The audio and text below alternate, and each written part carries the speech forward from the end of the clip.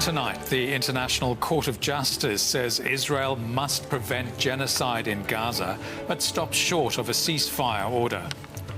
Russia says it has proof that Ukrainian prisoners of war were indeed on board a plane which Ukraine shot down last week. Why a New York jury ordered Donald Trump to pay a woman $125 million. And the heartwarming story of a surprising family reunion from a TikTok post. I'm Anton. This is SBS World News.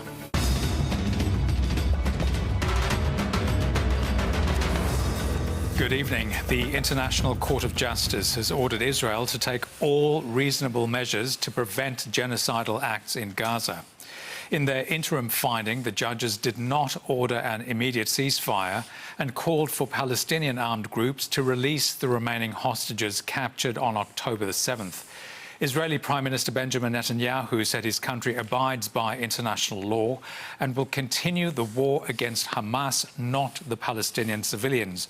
South Africa, which initiated the case on behalf of the Palestinian people, said the result was a decisive victory. At the UN's highest court, judges demanded the protection of civilians, but stopped short of ordering what those struggling to survive in Gaza really want: an end to the conflict. The court is acutely aware of the extent of the human tragedy that is unfolding in the region and is deeply concerned about the continuing loss of life and human suffering.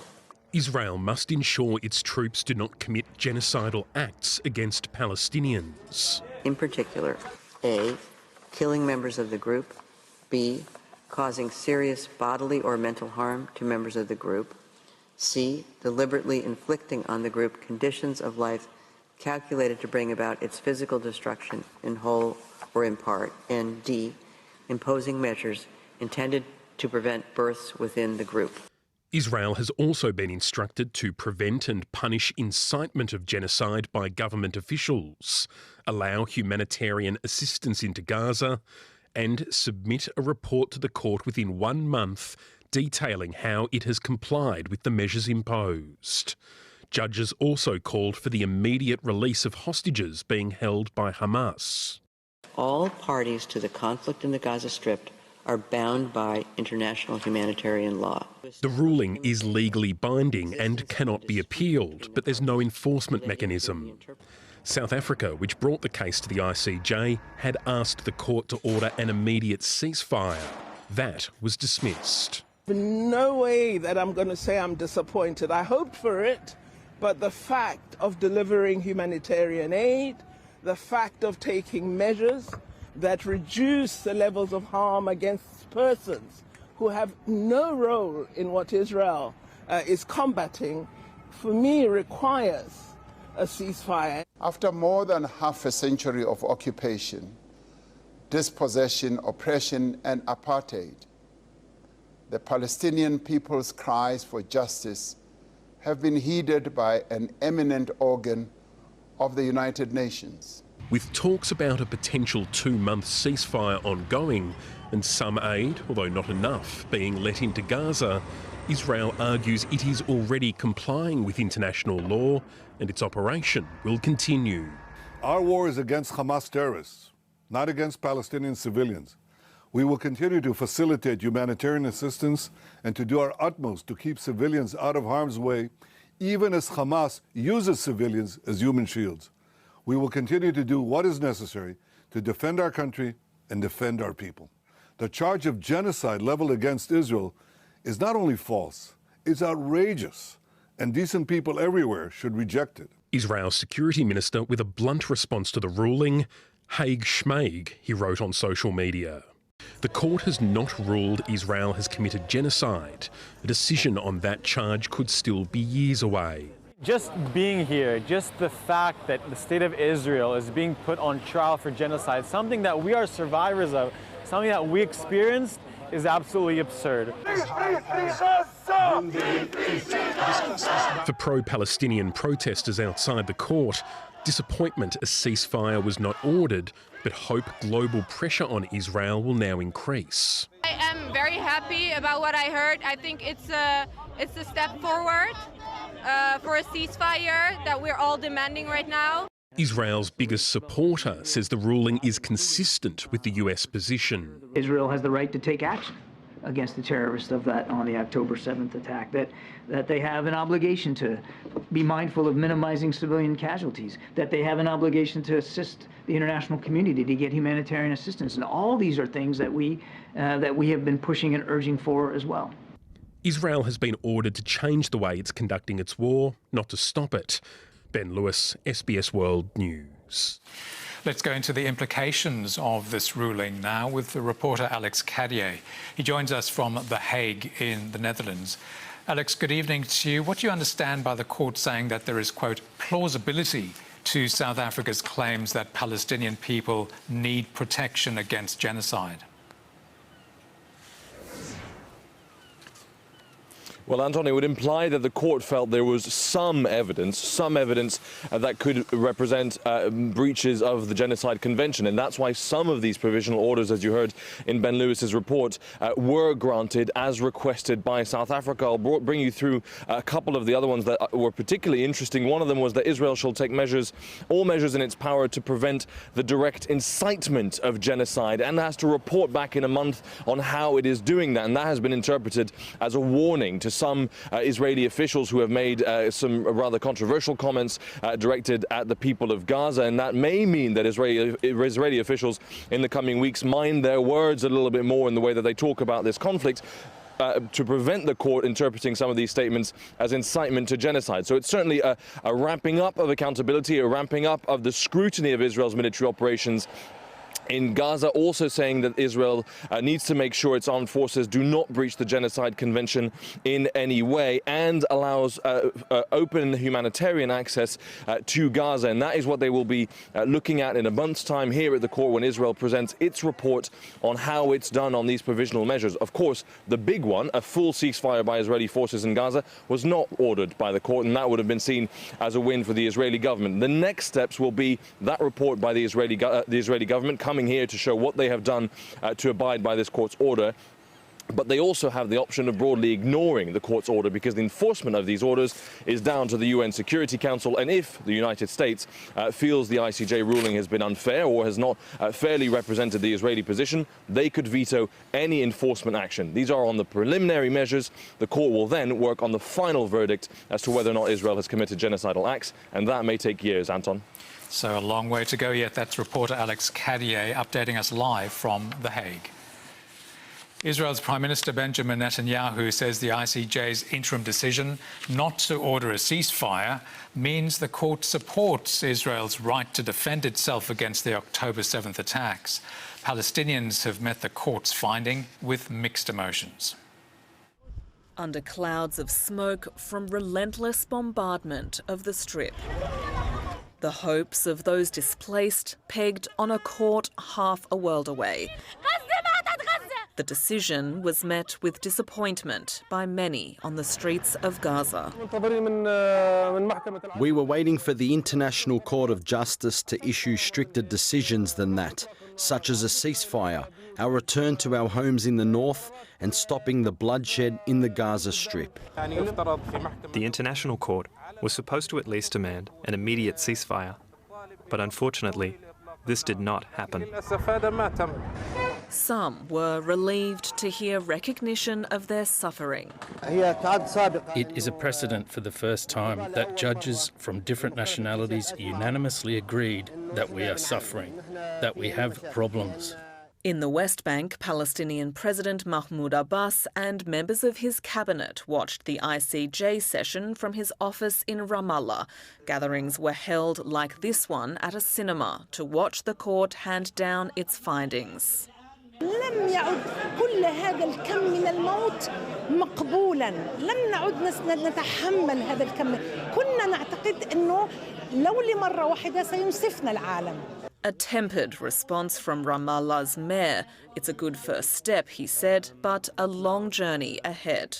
If at least we can take humanitarian support for our people in Gaza, and to make sure that less less killing takes place every day, and that the war is on its way to stop.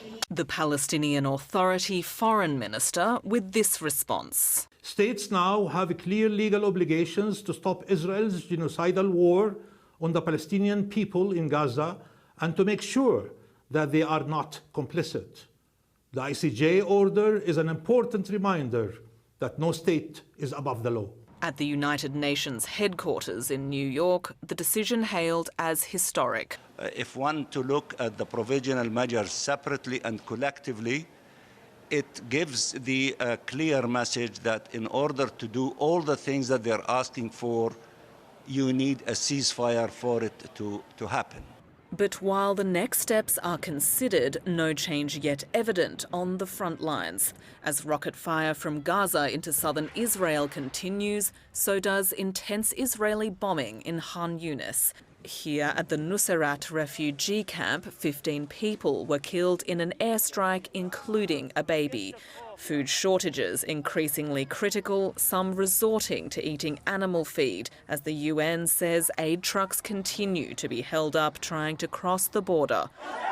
The death toll this week climbing above 26,000, with over 64,000 injured, 1.7 million displaced. Alexandra Jones, SBS World News. Yemen's Houthis say their forces have carried out a missile attack targeting a British-owned tanker. The ship's operator says the ship was struck in the Gulf of Aden, with firefighters controlling a fire in one of the cargo tanks. Tonight, a troubling escalation. Iran-backed Houthi rebels attacking a British oil tanker in the Gulf of Aden, leaving the ship ablaze and reportedly at risk of sinking, the crew abandoning the tanker. Tonight, the destroyer USS Carney and a French warship are on their way to assist the Marlin Luanda, damaged by an anti-ship ballistic missile. Houthi rebels have launched nearly 36 attacks on commercial and Navy ships to show solidarity with Palestinians in Gaza. The chairman of the Joint Chiefs telling me today that the 9 retaliatory strikes the U.S. has already carried out against the Houthis are designed so as not to cause a wider war.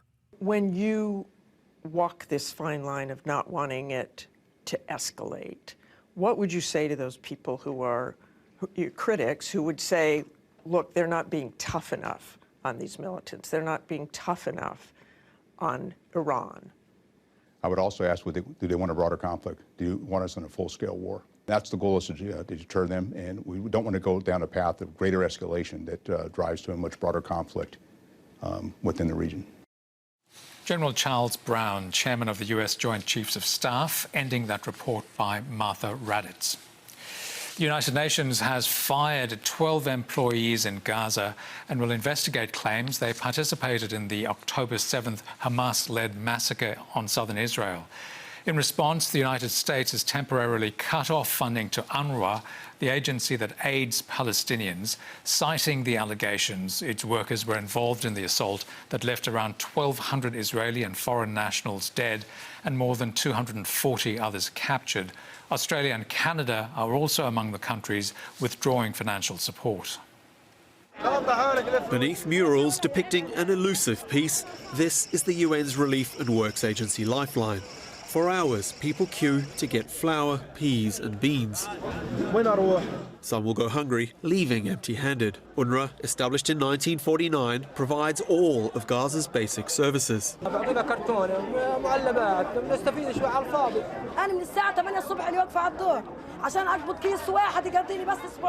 The UN is eager to protect UNRWA's legitimacy and ability to deliver aid. It's ordered its agency's commissioner to investigate. The Secretary-General is horrified by this news and asked Mr. Lazzarini to investigate this matter swiftly and to ensure that any UNRWA employee shown to have participated or abetted in what transpired on October 7th or in any other criminal activity be terminated immediately and referred for potential criminal prosecution. For Israel, it says it's further proof the UN is being weaponized and represents a threat. How symbolic is it that on International Holocaust Remembrance Day, it was exposed that UNRWA employees took part in the massacre? Little wonder then that Washington, the biggest donor to UNRWA, is fielding repeated questions about how it determines who gets US aid money. As I said, we want this investigation to be complete and thorough and transparent. And if in the investigation it's determined that people need to be held accountable, then obviously we want to see that too. But up until today, the U.S. policy then has been, we don't negotiate with terrorists, but we will give them hundreds of millions of dollars. Come on now, that's conflating here. This is not. That's like saying the whole UNRWA is a terrorist organization. Australia too welcomed the investigation and is pausing its latest UNRWA contribution of $6 million. Foreign Minister Penny Wong tweeting, "We will temporarily pause disbursement of the recently announced funding," adding UNRWA does vital, life-saving work. The future of UNRWA's 13,000 workers is uncertain. More than 150 have already been killed in the conflict. On Wednesday, Israeli tanks targeted its centre in Khan Yunis city, destroying vehicles and buildings, including one sheltering hundreds of people. Gary Cox, SBS World News. Russia has released footage of what it says are Ukrainian prisoners of war boarding a plane which crashed on Wednesday. Moscow has blamed Kyiv for downing the aircraft, killing 74 people on board, including 65 captured Ukrainian soldiers.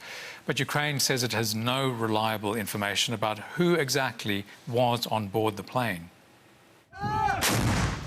These soldiers hold Ukraine's line of defence near Bakhmut, but they say they're in need of supplies. Снаряди потрібні завжди. Війна ще не скінчилася, так що снарядів треба багато і техніки треба багато. Всього треба багато. The shortages not lost on the Ukrainian government. Бажаю здоров'я, шановні українці, українки. In his daily briefing posted online, President Volodymyr Zelensky said artillery ammunition was the focus of his staff meeting, including fulfilling deficits, supplying troops and increasing domestic production. It seems Russia has the same concern. Основной задачей на текущий момент остается обеспечение каждого подразделения и каждого бойца всем необходимым для успешного выполнения боевых задач. Russia's investigative committee has meanwhile released this footage, which it says shows Ukrainian prisoners of war boarding the military plane that crashed in Russia's Belgorod region on Wednesday. The video cannot be independently verified by SBS. Ukraine's military intelligence has disputed knowing there were Ukrainian prisoners on board the Russian aircraft, saying a prisoner exchange was supposed to happen but didn't.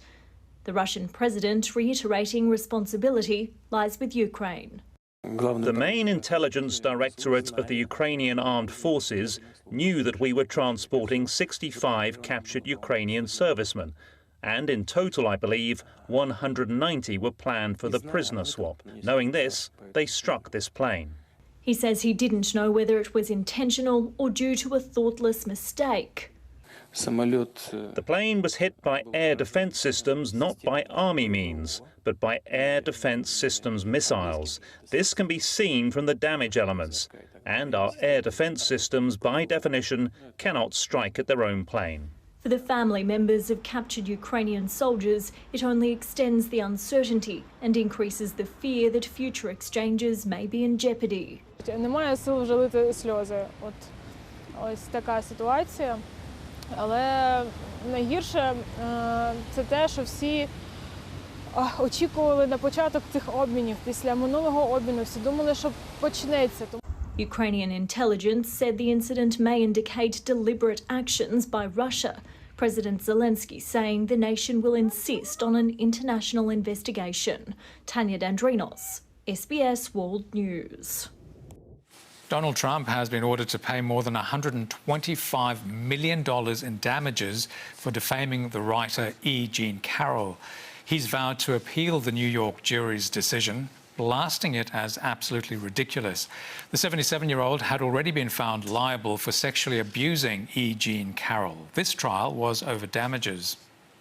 Can we have a few words, please? From writer E. Jean Carroll, no words as she left the New York courthouse. There didn't need to be. The jury had spoken, awarding more than 3 times the sum her lawyers had asked for against the former president, who had defamed her while president. Jurors needing less than 3 hours to reach a verdict. Donald Trump also quick to lash out. I don't even know who this woman is. I have no idea who she is, where she came from. This is another scam. The jury of 7 men and 2 women finding Donald Trump had acted maliciously in persistently attacking Carol. Another jury had found him liable last year of sexually abusing her at a New York department store in the 1990s. This verdict includes almost $100 million in punitive damages. His lawyer blaming politics. Why? Because President Trump is leading in the polls, and now we see what you get in New York. We are in a New York jury, and that is why we are seeing these witch hunts, these hoaxes. New York, Donald Trump's birthplace. He appeared in court 4 times, including today. E. Jean Carroll's lawyer, Roberta Kaplan, in her closing argument, asking the jury, how much will it take to make him stop? I think what resonated with the jurors is Kaplan's closing argument, in which she said that Donald Trump doesn't respect the law. He believes he's above the law. Even after it was determined that he sexually assaulted Carol, he defamed her immediately after the verdict.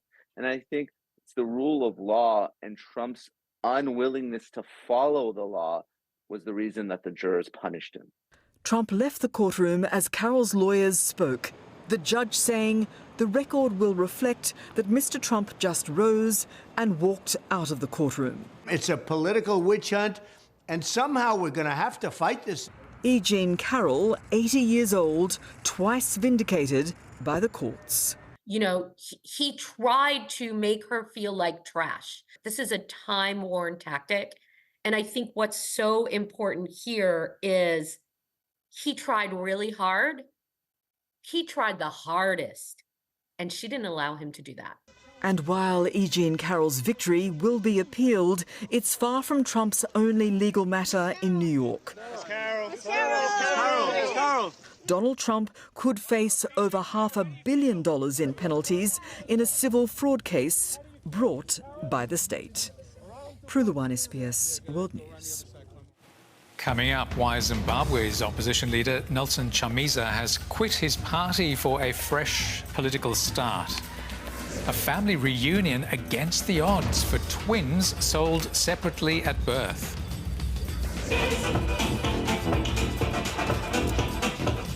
And the teen DJ taking the main stage at the Australian Open and ready to take on the world.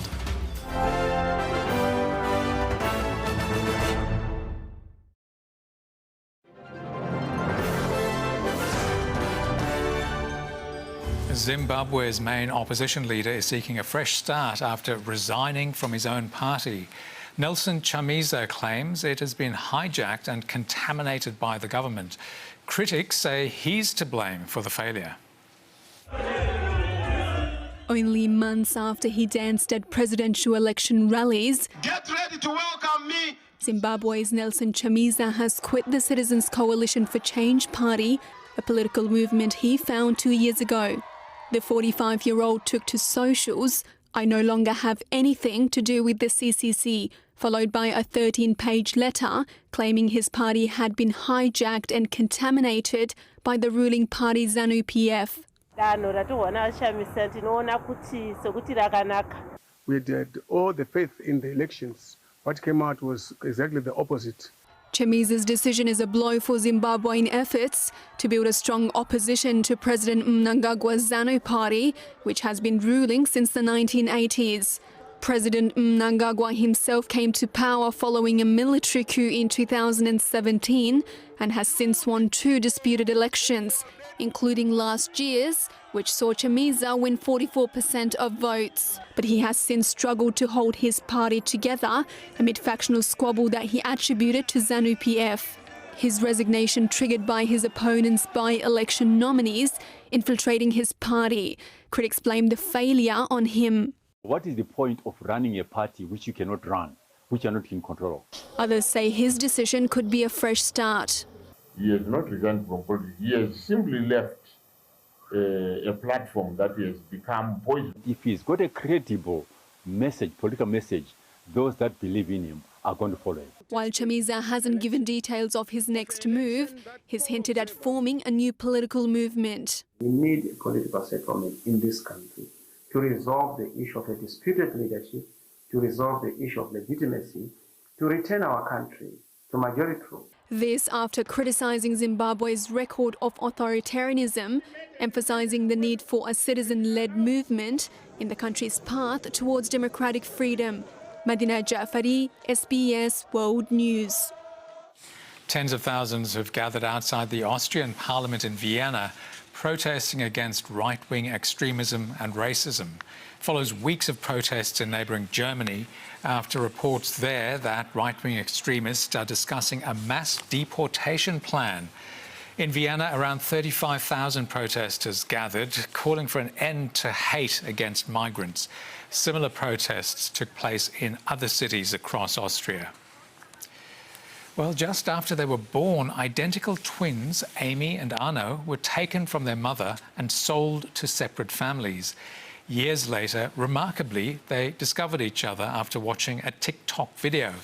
They're among thousands of babies in the former Soviet Republic of Georgia who were stolen from hospitals and sold without their parents' knowledge.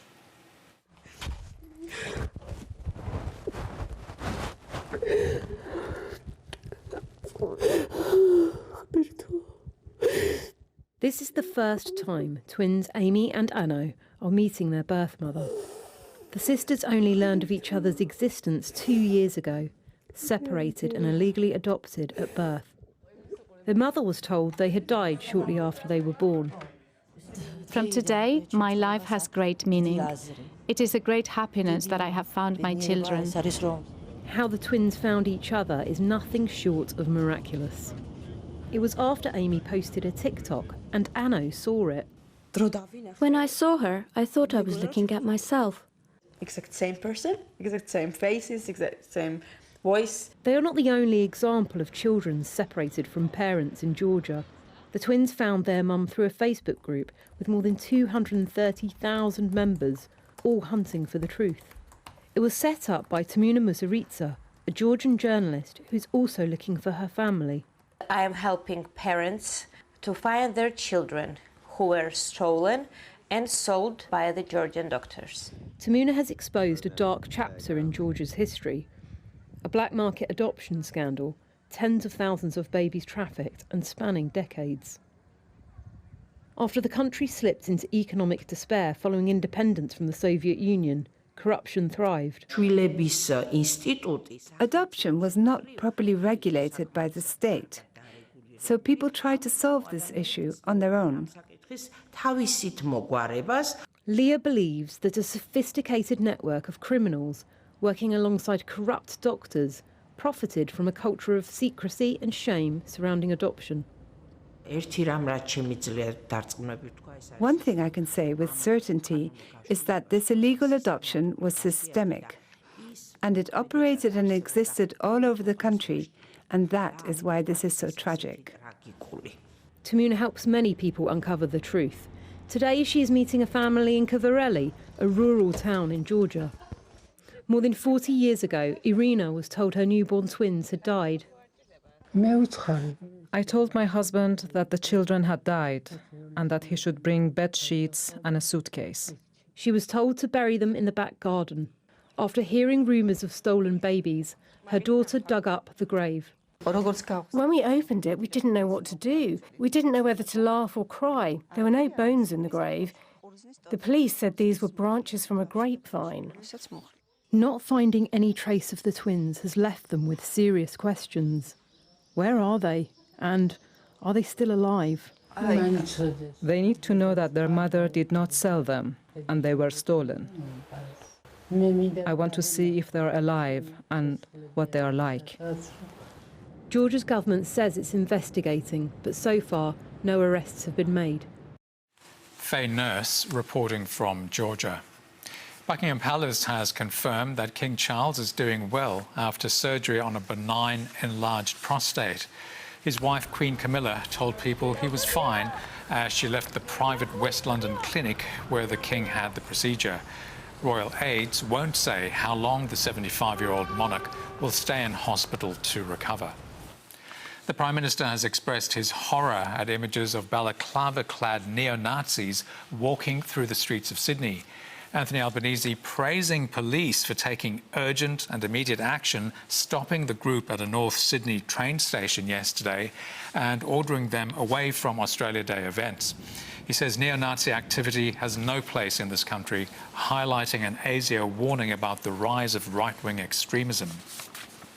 And I say to these people, quite frankly, have a good look at yourself. There is nothing to be got in this country through hatred.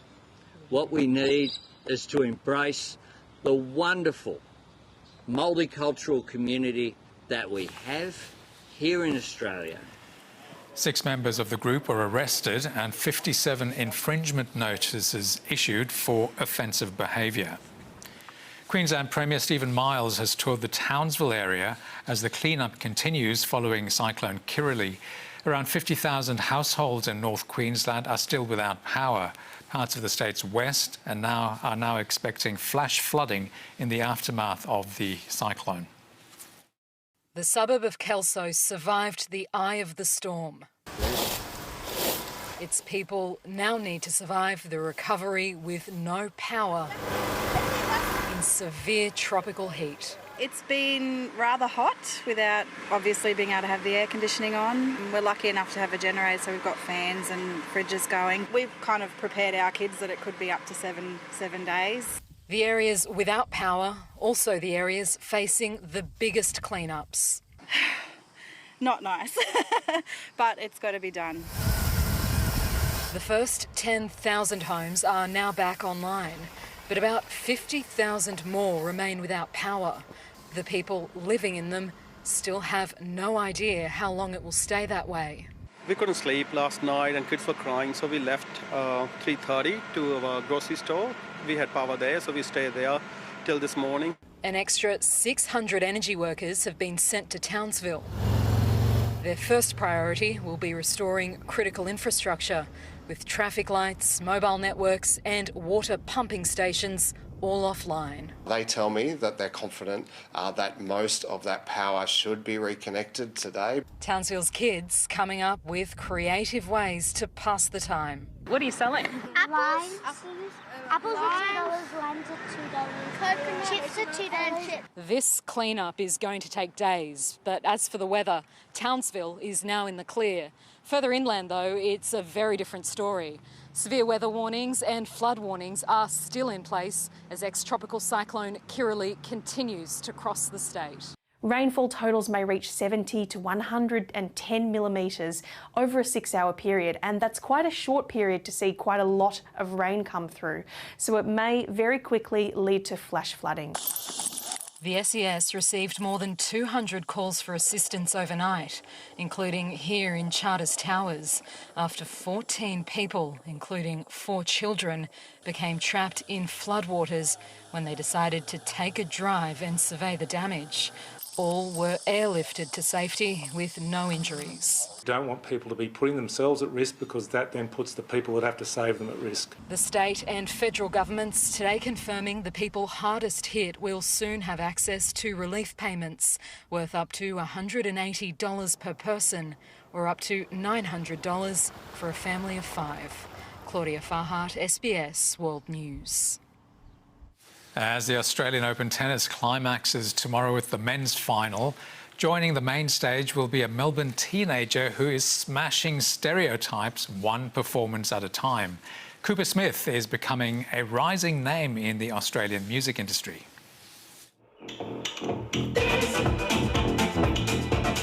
Spinning records and inspiring thousands, Cooper Smith is making waves in the Australian music industry. But for this Melbourne teenager, taking to the stage means so much more. I didn't want to make the whole thing or feel Diagnosed with cerebral palsy from a birth injury, for his whole life Cooper has battled speech and movement impairment. But navigating the challenges of his disability is just part of the story. Have this album movie, and I did have what music I enjoy to Holden. From scratching vinyl as a 5-year-old to DJing at some of Australia's biggest festivals, Cooper is carving out a presence with his Afro house beats. And behind every performance is a mountain of effort to build mobility. Through it all, the 18-year-old says his family has been his rock. He has had to fight, I guess, and to be super, super strong and is extremely stubborn. It's this grit and determination that's caught the eye of thousands. Now it has earned Cooper the Australian Open main stage on men's finals day. The industry love him and he knows music and he knows what crowds love. The John Cain Arena set for this year's Finals Fest has been built with Cooper's requirements in mind. It's super important to have artists like Cooper in this space. It amplifies everything we do. So, Coops, remember when you were playing in Albury? But Bronwyn Leakes says Australia's path to accessibility is far from complete. Society is not often set up for people with a disability. It's not enough for someone just to put a ramp in a place and call that wheelchair accessible. As for Cooper himself, he's ready to take on the world.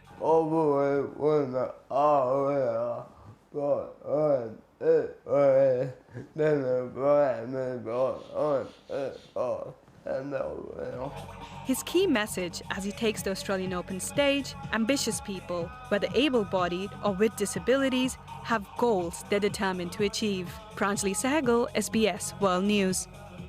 Coming up, the latest from Melbourne Park, where the Australian Open reaches finals fever. And Liverpool begins its search for a new manager after Jurgen Klopp's bombshell announcement.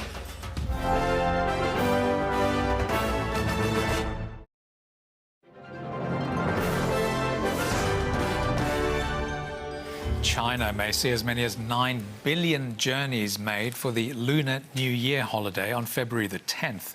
It's the world's biggest annual migration and could also give China's economy a much-needed boost. China's annual travel rush has begun, with millions of people starting their journeys ahead of the Lunar New Year holiday in February. The government expects a record 9 billion trips will take place this year, putting pressure on public transport hubs. Many Chinese who migrate to big cities for work spend most of the year separated from loved ones and are excited to return home for the holiday. I had a very good year. I made good money, and I'm looking forward to our family reunion. But it's not a happy homecoming for all. I haven't earned much money this past year. It's been hard, but I still need to return to celebrate the new year because my children and parents are all at home. Economic growth is stagnating. After the coronavirus pandemic, China is battling deflation and struggling to restore consumer confidence. It's hoped the travel boom will spur spending. Traditionally, people travel to their hometown to spend the Lunar New Year with their family. But this year, more people are travelling for tourism and for leisure.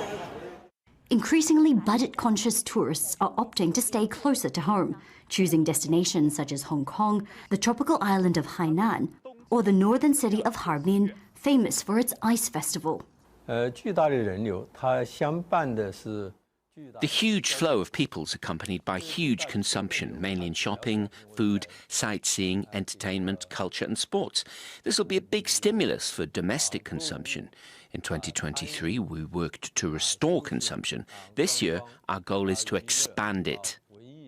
Travel agencies say countries such as Thailand and Singapore, which Chinese passport holders can enter visa-free, are popular. Chinese airlines have scheduled an additional 2,500 flights for the Lunar New Year period. But many analysts say after 3 years of closed borders due to the COVID-19 outbreak, China's international travel industry may not fully recover until 2025. Katrina Yu reporting from Beijing. Saturday Sport now with Breanna Holden, and for tennis fans, Bree, it's crunch time at the Australian Open. Anton, we've already had some champions crowned. Australian Emerson Jones falling just short of a junior title. She's one of many competing for trophies, checks and a slice of history this weekend across the women's, men's, doubles, wheelchair and junior categories. Our reporter Tom Stainer is at Melbourne Park as tennis begins to crown its Grand Slam champions for the first time this year. 2 weeks of epic and gruelling tennis action has come to this. Record crowds have flocked to Melbourne Park this summer, more than 935,000 people in attendance to witness the tournament's most thrilling and heartbreaking moments. Attention now turns to defending champion Aryna Sabalenka's bid to defend her title against Qin Wenjing after a hard-fought semi-final clash last night set the stage for the men's finale on Sunday. Showing steely resolve, Daniil Medvedev outlasted Alexander Zverev.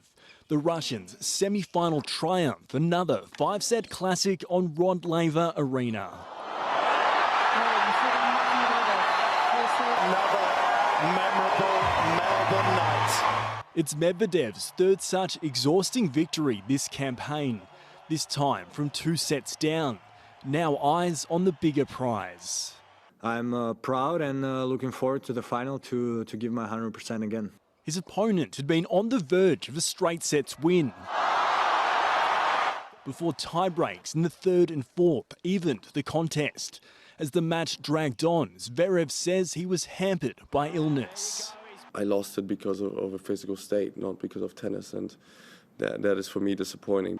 22-year-old Italian Jannik Sinner awaits Medvedev after his stunning ousting of #1 seed Novak Djokovic. Yeah, I guess this is one of the worst Grand Slam matches I've ever played. The 24-time Grand Slam winner chasing an elusive 25. Determined his dominance is not over, with a long season ahead. Doesn't necessarily mean that it's beginning of the end, you know, as some people like to call it. Rising star Sinner to play in his first major final, as his 27-year-old opponent strives to win his second. This Medvedev's third such chance at the Australian Open. I'm looking forward for Sunday and let's see what's coming. Today, another champion crowned. Dida de Groot defeating Japan's Yui Kimiji to win her 17th straight Grand Slam singles title. Tom Stainer, SBS World News. Australia forward Martin Boyle says the team will find a new gear in the knockout stages of the Asian Cup. The Socceroos take on Indonesia tomorrow in the round of 16, and despite topping its group, Australia has been singled out for a lack of ferocity in front of goal. Boyle says knockout football will bring out the team's ruthless side. We are dominating the games, we are keeping control of the ball, and we are creating a lot of chances. I think we just need to be a bit more ruthless at the other end, and there's been a lot of goals shipped in the tournament, so I feel like we've been defensively strong, and hopefully we can be a bit more ruthless up top and, put teams away. A win over Indonesia would see Australia face either Saudi Arabia or South Korea in the quarterfinals. Ex-Liverpool players are throwing their support behind fellow former Red and Bayer Leverkusen manager Xabi Alonso to succeed the outgoing Jurgen Klopp at Anfield. Klopp shocked football fans and media alike yesterday when he made the announcement that he'll leave Liverpool at the end of the season. Klopp has won 6 major trophies in 8 years, and his side is currently top of the Premier League and still in contention for multiple trophies this season. He restored Liverpool's status as a true footballing force with his passion, talent and trophies.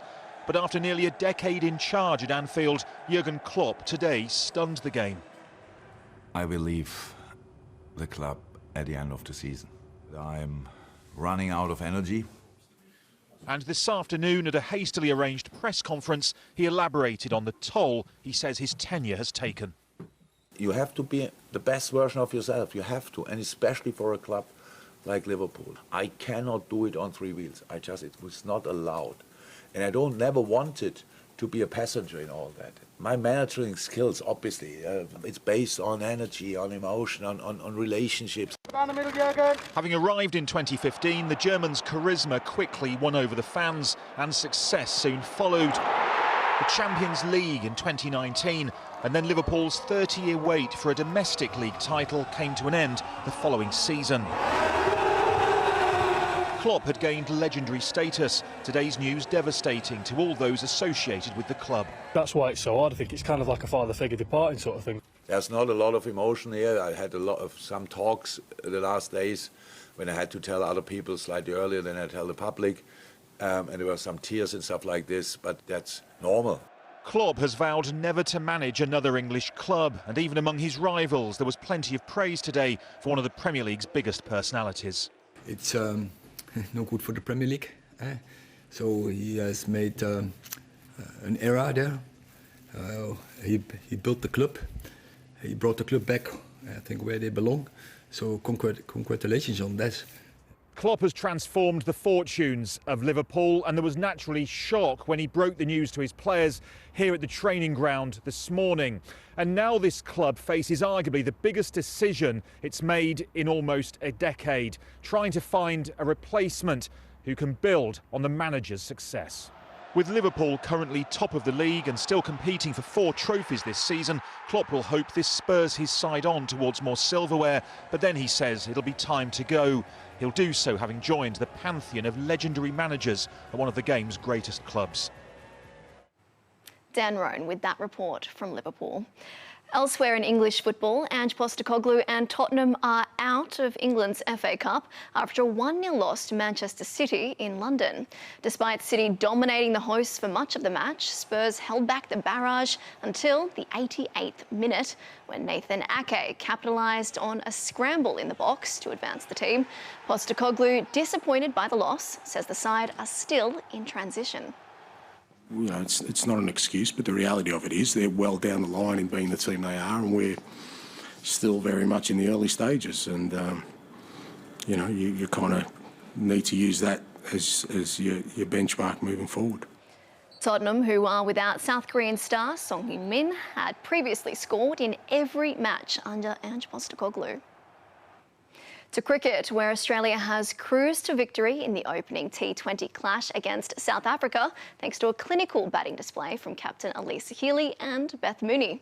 Healy smashed a match-winning 46 runs to secure victory with 5 balls and 8 wickets to spare, while Mooney finished with an unbeaten 72 runs with the Willow. Canberra hosts the second T20 of the historic multi-format series tomorrow before shifting to Hobart on Tuesday. Nothing but a pair of shoes. That's what's left of a prominent Jackie Robinson statue in the US. Authorities have launched an investigation with a cash reward for information about the vandals who removed the statue, which honours the first African American to play Major League Baseball. This should upset all of us. What troubles me even more is that the theft occurred just before the beginning of February, which marks the start of Black History Month. We are offering up to a $2,500 reward for a tip that leads to the arrest and an additional $5,000 for the recovery of the League 42 Jackie Robinson statue. And that's the day in sport. And Anton, I know your mind is on the tennis, but it's probably going to take me quite a few months to get over that Jurgen Klopp news. A real legend of the game. Thanks, Bree. Coming up, the weather and the final fate of Ingenuity, the pioneer vehicle from another planet.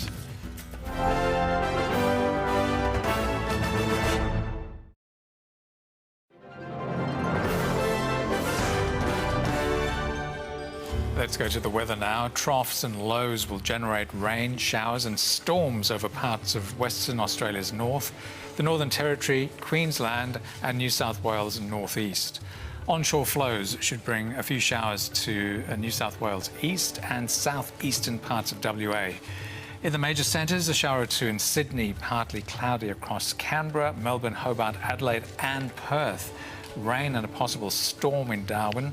Showers also for Brisbane, a top there of 34. Looking further afield, showers in Nandi, partly cloudy for Port Vila. Rain in Auckland, windy in Wellington. In Southeast Asia, cloudy in Phnom Penh, overcast for Kuala Lumpur, showers in Singapore, drizzle for Jakarta. Further north, fine in Beijing, clouds for Tokyo, fine in Shanghai, partly cloudy for Hong Kong and Hanoi. Heading west, showers in Beirut, fine for Baghdad, fog in New Delhi and rain ahead in Islamabad.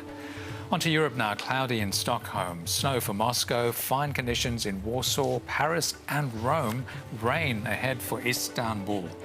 In Africa, partly cloudy in Algiers, cloudy in Dakar and Lagos, showers for Nairobi, thunderstorms in Johannesburg. In South America, fine in Caracas, partly cloudy for Bogota and Lima, overcast in Buenos Aires, fine also in Santiago. And for North America, showers in Vancouver, rain for New York, fine in Los Angeles, partly cloudy in Mexico City. NASA says its pioneering miniature robot helicopter has made its last flight on Mars. Named Ingenuity, in 2021 it became the first robot to fly on another planet.